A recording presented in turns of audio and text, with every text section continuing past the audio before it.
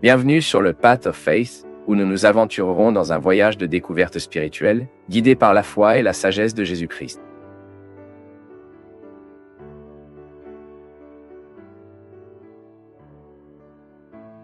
Les gens vont parfois au gymnase, les gens sont chacun avec leur téléphone portable. Ce serait l'occasion que nous devions reposer un peu la tête. Fatiguer le corps pour reposer la tête.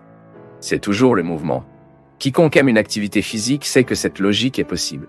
Je me lasse du corps et repose ma tête pendant que je fais mon activité physique. Mais maintenant, nous ne pouvons plus reposer nos têtes, parce que le génulaire des petits qui nous fatigue. Rien n'est soumis à un démêlage. Ce qui a été dit n'est pas rassemblé dans la bouche. Ce qui a été écrit n'est pas effacé. Les choix nous ont amenés ici. Le repentir ne change pas un seul centimètre du passé. Pardonnez-vous. Tout s'est produit comme cela pourrait être. Je sais que vous avez tendance à vous accuser quotidiennement pour ce que vous n'avez pas accompli, pour ce que vous avez fait de mal. C'est naturel dans la vie humaine. C'est à ce moment que nous ne remplissons pas notre vie avec vous. Si j'avais fait, si j'avais dit, si j'avais disparu, si j'étais resté, nous aurons toujours de nombreuses possibilités d'accusation. Mais cela n'a aucun sens. La vie est, pour qu'aucun ressentiment ne soit, pas de mal. Vous pouvez donc continuer, prendre avec générosité. Vous avez tellement réalisé. Faux, perdu, a été trahi. Tout bon. C'est arrivé. Ce que vous pouvez maintenant faire avec le passé est important. La vie que tu as avant de vos yeux, cette page vierge que Dieu vous donne la possibilité d'écrire. Cela seul compte. Mettez vos yeux dessus. Arrêtez de regarder le passé, créez des conjectures qui ne seront plus possibles. Nous ne pouvons pas changer un centimètre de ce qui s'est passé. Mais le présent. Ah! Le cadeau est devant nous et attend notre dévouement. Le présent est devant nous et si nous le voulons, nous pouvons le transformer en un grand événement. Une excellente occasion de rendre la vie en valoir la peine et de vivre confortablement en nous-mêmes. Pardonnez-vous. Ne vous accusez pas pour ce que vous n'avez pas fait. Ne vous condamnez pas pour ce que vous avez cessé de faire. Si aujourd'hui vous pouvez faire quelque chose pour vous, faites-le. Vous blotti. Reconnaître tout ce que vous utilisez pour vous accuser. Avoir plus de pitié. Et apprendre. Apprenez des erreurs. Ne leur permettez pas de devenir une source de martyrs dans votre vie. Permettez-leur d'être une source d'apprentissage. Cela compte. Apprenez du passé et rendez le cadeau en valeur. Père. J'ai pris une décision et j'ai très peur de ne pas faire la bonne chose. Ma fille, je dis souvent que Dieu nous l'identifiera par le bon sens. Dieu nous parle. Nous avons cette vision que Dieu entre, crie dans un nuage. Mon fils. Ou que Dieu viendra dans un rêve, non. Pour le bien de Dieu. Comment Dieu me parle-t-il? Par le bon sens. Le bon sens me souligne le meilleur à faire, c'est tout. Et comment puis-je confirmer? Par le bon sens des gens? J'y vais, je demande des conseils. Dieu nous dit comme ça, mon peuple. À travers des personnes sages que nous recherchons. Regardez, je voulais votre opinion. Pensez-vous que si je fais cela, ça fonctionnera? Et il est très bon pour nous d'avoir des gens qui ont cette confiance à rechercher, à ouvrir le jeu, à dire quels sont nos projets. Qu'en penses-tu? Je pense faire ça. Est-ce que cette volonté de Dieu pour ma vie? Maintenant, ne mettez plus le paramètre de décision pour une personne, non. Ah, un prêtre m'a dit cela. Et je suivrai ce qu'il a dit. Putain! Il se peut que ce prêtre ait parlé sans beaucoup de réflexion. Était-il fou de vous envoyer? Se précipiter pressé. Car parfois la vie est comme ça, mon peuple. Parfois vous êtes dans cette putain de rue et la personne, le prêtre vient et soulève une question si sérieuse qui est injuste pour moi. Je ne veux pas refléter votre vie de toute façon. Et parfois au milieu de la hâte, confusion, je n'ai aucun moyen de vous donner des conseils judicieux. Je n'ai aucun moyen d'analyser votre question en profondeur. Alors tu feras mieux d'être convaincu que Dieu parlera à ton cœur et tu seras sur cela, fera de la volonté de Dieu lorsque vous commencerez à chercher du bon sens. Il est facile à identifier. Alors Dieu veut que j'agisse comme ça, si puis. Je mets un projet et commence à parler à des gens qui m'aiment. Avec des gens qui ont une vision un peu plus large de ce que je réfléchis à moi-même.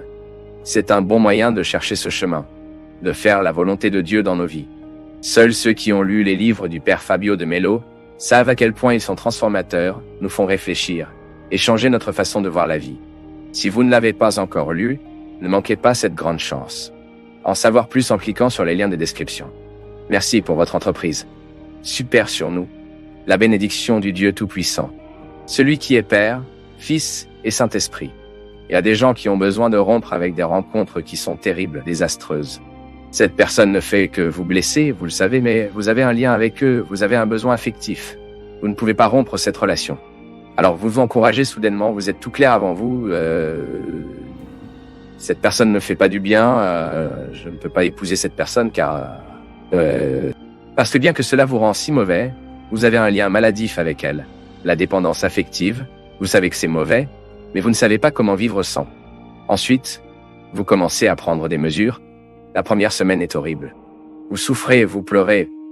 Vous ne pouvez pas écouter la musique. Vous ne pouvez pas vous sentir. Vous ne pouvez pas voir ce petit morceau de ce que je sais qu'il a oublié chez vous. Que tout ce qui est terrible.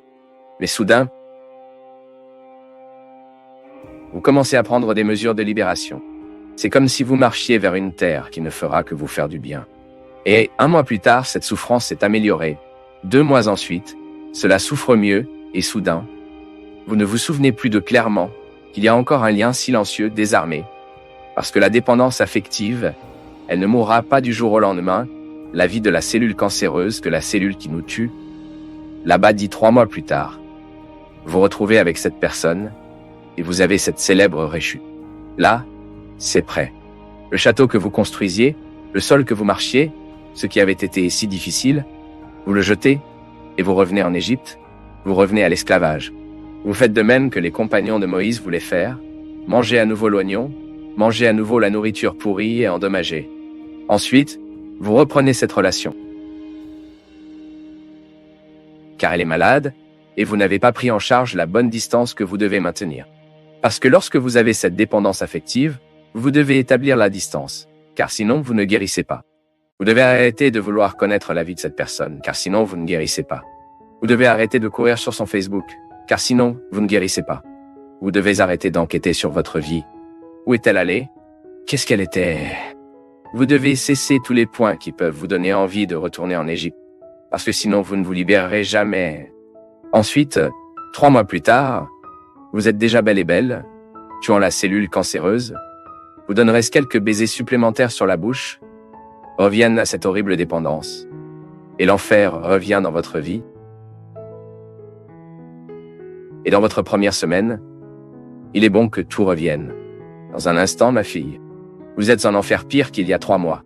Et ainsi, lorsque nous ne savons pas comment vivre l'inconfort qui nous construit, nous obtenons le boycottat tout le temps. C'est comme arrêter de boire, c'est comme arrêter de fumer. Vous manquez de fumer 1 an et vous célébrez parce que vous avez cessé de jeter cette toxine cancérigène dans votre corps et soudain, vous y allez et allumez une cigarette idiote. Et cette dépendance revient comme un monstre capable de vous manger entier. Prêt? Tout ce sacrifice que vous avez fait des premiers jours sans fumer va au sac. Pourquoi? Tout ce sacrifice va au sac. Pourquoi? Parce que vous n'avez pas pu vivre l'inconfort de renoncer. Mon peuple, il est impressionnant de voir comment cette main de Dieu nous aide comme ça. Nous faisons conscience de ce dont nous avons besoin pour briser dans nos vies sont des situations dont nous avons besoin pour lui fixer des limites. Sinon, nous ne serons jamais guéris, nous serons éternellement malades en liaison des pleurs dans les besoins, et en mendiant un coup de bonté les uns des autres, le sondage d'autres d'affection pour l'amour de Dieu. Nous n'avons pas été faits pour que nous n'ayons pas été faits pour traîner affectueusement les autres. Nous sommes faits pour aimer. Et l'amour n'a du sens que dans nos vies si c'est pour nous construire, si c'est pour nous aider à traverser l'inconfort du désert. Sinon, cela n'a aucun sens. Ce pseudo-amour, que parfois nous disent l'inconfort de la vie, lorsqu'il est bien vécu, cela ne fait que nous améliorer. Prenez ce petit masque pauvre que vous vous en tirez au visage pour que les autres soient éternellement désolés pour vous. Vous ne perdez que du temps dans la vie comme celle-ci. Quel idiot! Dieu nous tient dans notre main, nous pouvons pouvoir traverser ce désert. Il ne s'agit pas de tomber éternellement et de manger à nouveau les oignons de l'Égypte. Parce que nous avons eu pitié de nous, parce que nous devions pitié de l'autre. La marche est en avant qui va. Et le moment vient, quand Moïse vient devant Dieu et parle. Maintenant vous résolvez cette situation. Parce que je ne sais plus quoi faire. Ils ont déjà construit un veau d'or au milieu du chemin. Ils ont déjà confondu. Ils aiment déjà même d'autres situations. Ensuite, ne me rappelant même pas que le Seigneur existe. Ils ne reviennent pas parce que c'est trop loin. Mais retournez d'une autre manière. Ne revenez pas en géographier. Il sait? Ils ne reviennent pas géographiquement parce que c'était loin de l'Égypte. Ils mourraient à mi-chemin. Mais ils ne sont pas revenus géographiquement, mais ils sont revenus affectueusement. Parce que parfois nous avons déjà dépassé le territoire de notre esclavage physique. Je suis déjà sorti de prison, mais la prison ne m'a pas quitté. C'est comme ça que ça marche. J'ai déjà avancé ma liberté, mais je n'ai pas atteint ma liberté. Je n'ai pas décrété la conquête de ma liberté.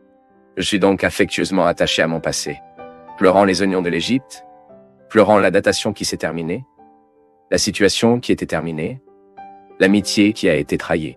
Ainsi, quand Moïse est devant la mer Rouge et qu'il est terrifié, car maintenant il n'avait nulle part où aller, ou traverser la mer, ou retourner en Égypte et l'armée du Pharaon venait les capturer. Il a une réunion privée avec le Seigneur, un public urgent particulier. Appelle là-bas pour le secrétaire de Dieu et parle. Pour l'amour de Dieu. Vous lui demandez de me servir aujourd'hui que je ne peux plus être cette réponse. L'armée de Pharaon arrive. Et puis, il pense que Dieu lui donnerait une réponse facile, non? Cela allait donner une solution rapide. Non. Que dit Dieu? Tu te souviens, mignon? Souviens-toi. Courir, non? Entrez dans cette eau. Regardez quelle phrase forte. Dites aux gens de marcher. Je ne ferai pas pour vous ce que seul vous pouvez faire. J'y vais donner toutes les grâces pour que le miracle se produise. Je renforcerai votre courage. Mais si vous ne mettez pas votre pied dans l'eau, si vous ne défiez pas cette mer, elle ne s'ouvre pas. C'est ce que les gens ont fait. Moïse à venir certainement, plein de peur aussi, non? Oh, mon Père de la miséricorde! Que se passera-t-il maintenant? Quand il a commencé à entrer, mettant ses pieds dans l'eau, Dieu fait sa part. Mon peuple, cela n'a même pas d'importance si cela s'est produit de cette façon. Cela importe pour nous le fait que Dieu le fait quotidiennement dans nos vies. Chaque fois que je m'encourage à surmonter les mers qui me défient, j'exerce les soins de Dieu dans ma vie. Chaque fois que je m'encourage à mettre mon pied dans la mer qui me menace, je tiens la promesse qu'il sera toujours à mes côtés. Vous faites la même chose chaque fois que vous défiez vos mers, chaque fois que vous affrontez votre inconfort, lorsque vous n'avez pas peur des inconforts, lorsque vous n'avez pas peur des inconforts qui vous viennent, lorsque vous le regardez de l'avant, vous parlez. Et maintenant, qu'allons-nous faire à partir de ce moment? Qu'est-ce que tu m'apportes bien? Qu'est-ce que tu me mets au défi? Je vais recruter mes meilleures pièces ici, car cela seul m'intéresse.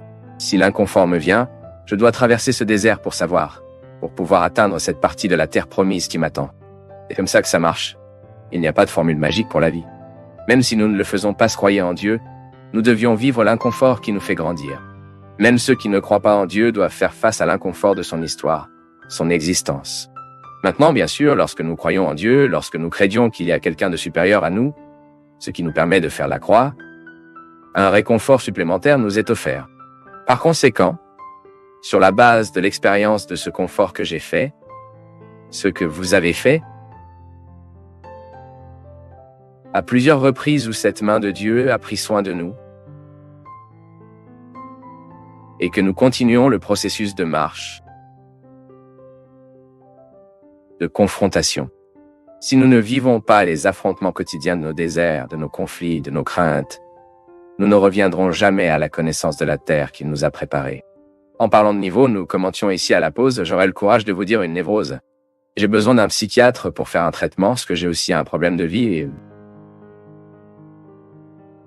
Ouais, ce téléphone que nous ne laissons pas tomber, non? Je suis tombé dans l'idiot pour télécharger un petit jeu sur mon téléphone portable il y a environ 7 mois, appelé Minifarm. Et je me connectais tellement dans cette entreprise que cela semble... Et c'est impressionnant comment... Et que je me considère comme une personne consciente, non? Je m'observe beaucoup. Le jour où j'ai réalisé que je mettais mon téléphone portable au réveil 3, 4 heures du matin pour nourrir les moutons, j'ai réalisé que certaines choses n'étaient pas très bien avec mon système mental. Et puis je le disais ici à Christian et il a fait une réflexion très intéressante. Il disait que lorsque nous sommes très excités par ce jeu, nous faisons en quelque sorte ce jeu pour nous. Qu'est-ce qui devrait être la vraie vie, n'est-ce pas ce que nous avons dit ici? Dans le jeu, les choses sont plus simples, non? Les réalisations sont très rapides, et ils le font juste pour cela. Cela ne peut pas être un temps très temps, mais nous sommes découragés. Et dans la mini-phase India, c'est le divertissement, bien sûr, mais cela devrait être ainsi, un divertissement qui n'impliquait pas ma journée, non? Lorsque vous réalisez que vous êtes inquiet parce que vous avez des moutons affamés et que vous devez produire cette laine. Je continue donc à penser que parfois cette vie virtuelle et ces nombreuses options que nous avons aujourd'hui de vous amuser. Ils sont nocifs pour nous parce qu'ils nous retirent de la possibilité de vivre ce repos que j'ai dit. Si nous définissons une règle après 10 heures du matin, nous ne regardons plus sur votre téléphone portable. Ah, mais si quelqu'un meurt? Si quelqu'un meurt, vous le saurez. Il n'y aura aucun moyen. Soit dit en passant, je pense que les gens devraient mourir pendant les heures d'ouverture, non? La personne qui mourrait 3, 4 heures du matin est très mauvaise. Car nous n'avons rien à faire à ce moment-là. À ce moment-là. Cela devrait avoir une règle, seulement s'il meurt pendant les heures d'ouverture pour donner le temps de prendre les initiatives, non? Tout le monde est d'accord ici, les antécédents qui ne seront pas disparus. La personne ne sera décédée que pendant les heures d'ouverture. Règle mis à part, nous devons avoir cette discipline à notre époque. Car sinon nous faisons des choix qui affaiblissaient trop notre santé. Même aujourd'hui, j'ai parlé à un de mes amis. Je m'inquiète que parfois j'ai l'habitude de regarder le téléphone toutes les 5 minutes. Ah, un WhatsApp est arrivé, d'accord. C'est vraiment, il n'y a aucun moyen. Si vous avez beaucoup d'amis, si vous avez beaucoup de contacts là-bas, il est naturel que les gens vous parlent toute la journée. Mais vous n'avez pas l'obligation de répondre à tout le temps, si ce n'est pas vraiment important. Répondez plus tard, ou prenez 1 heure de la journée afin que nous puissions le faire, afin de ne pas laisser le temps au gymnase. Je me souviens qu'à Lisbonne n'était pas à Fatima. Nous sommes allés faire une activité physique là-bas. Et une recommandation qui existait bien à l'entrée du gymnase était la suivante. Éteignez votre téléphone. Éteignez votre téléphone, qui est le téléphone, afin que vous puissiez vous permettre au moins, lorsque vous faites votre activité physique, vous éteignez et faites également l'hygiène mentale. Je l'ai trouvé intéressant parce que c'est vraiment un...